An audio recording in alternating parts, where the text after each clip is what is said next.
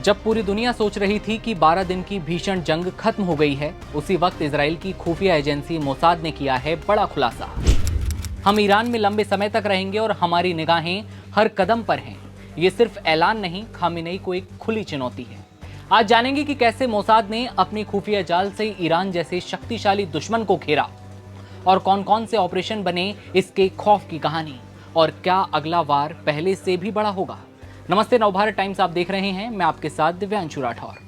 Iran Israel के बीच ceasefire का ऐलान अमेरिकी राष्ट्रपति ट्रंप ने कर दिया है। इसी बीच इजराइल की खुफिया एजेंसी मोसाद के चीफ डेविड बर्निया ने अपने एजेंट्स के साथ बैठक में कहा, ईरान में हमारा ऑपरेशन अकल्पनीय तरीके से सफल रहा और हम आने वाले कई सालों तक ईरान में मौजूद रहेंगे। बर्निया का कहना है कि ईरान अब मोसाद के लिए एक सुरक्षित इलाका है, यानी इजरायली एजेंसी अब वहां खुलकर एक्टिव रह सकती है। ये बयान सीधे सीधे ईरान की सेना और सुप्रीम लीडर अली खामेनेई को खुली चुनौती है। एक तरफ ईरान सीजफायर को लेकर तैयार हुआ है, तो वहीं दूसरी ओर अब इजराइल की इस खुफिया एजेंसी की ओर से बयान आया, मोसाद आगे भी कई साल ईरान में रहेगा। डेविड बर्निया ने ये बातें वारशेम होलोकॉस्ट मेमोरियल में हुए एक कार्यक्रम के दौरान दोहराई। उन्होंने कहा कि हम ईरान में हैं और रहेंगे ठीक वैसे ही जैसे सालों से थे। बता दें कि 13 जून को इजराइल ने ईरान में बड़े स्तर पर हमला किया। इस हमले में ईरान के कई टॉप सैन्य कमांडर और परमाणु वैज्ञानिक भी मारे गए। दावा यह भी है कि इन हमलों की बुनियाद रखी मोसाद ने, जिसने महीनों तक ईरानी जमीन पर गुप्त ऑपरेशन चलाकर टारगेट्स की जानकारी जुटाई। और फिर शुरू हुआ इजराइल का खतरनाक ऑपरेशन, जिसमें ईरान के 3 बड़े परमाणु कार्यक्रमों के ऊपर इजराइल ने कई मिसाइलें दागी।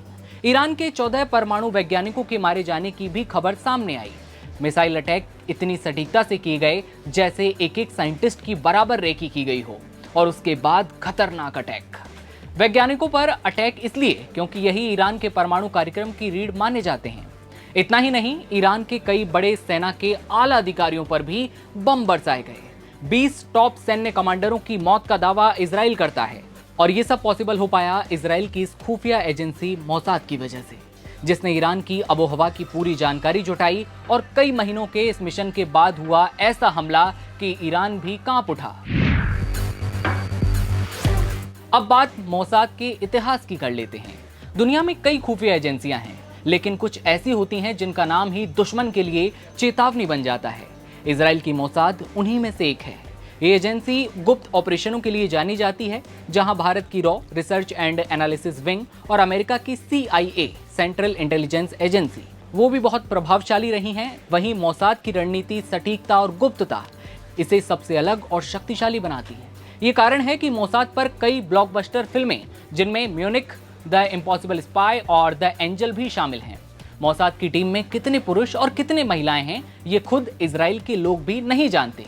ये वो लोग हैं जो चेहरे बदल सकते हैं, भाषाएं अपना सकते हैं और जरूरत पड़े तो मौत बनकर दुश्मन के सामने खड़े हो सकते हैं।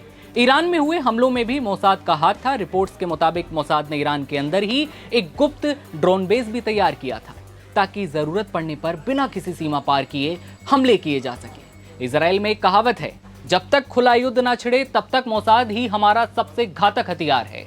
ईरान में पहले भी वैज्ञानिकों की रहस्यमयी हत्याएं हुई हैं और उनके पीछे भी मोसाद का नाम सामने आता रहा है। ये तो बात हुई मोसाद की। एक बार फिर लौटते हैं ईरान और इजराइल पर। ईरान ने इजराइल के साथ सीजफायर के एक दिन बाद 3 लोगों को फांसी दी। इन पर इजरायली खुफिया एजेंसी मोसाद के लिए काम करने और देश में हत्या की साजिश में शामिल होने का आरोप लगाया गया।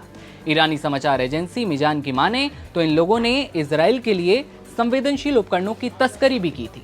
दावा यह भी है कि पिछले 2 महीनों में मोसाद से जुड़े कई लोगों की गिरफ्तारी हुई और करीबन 300 लोगों को फांसी की सजा सुनाई गई।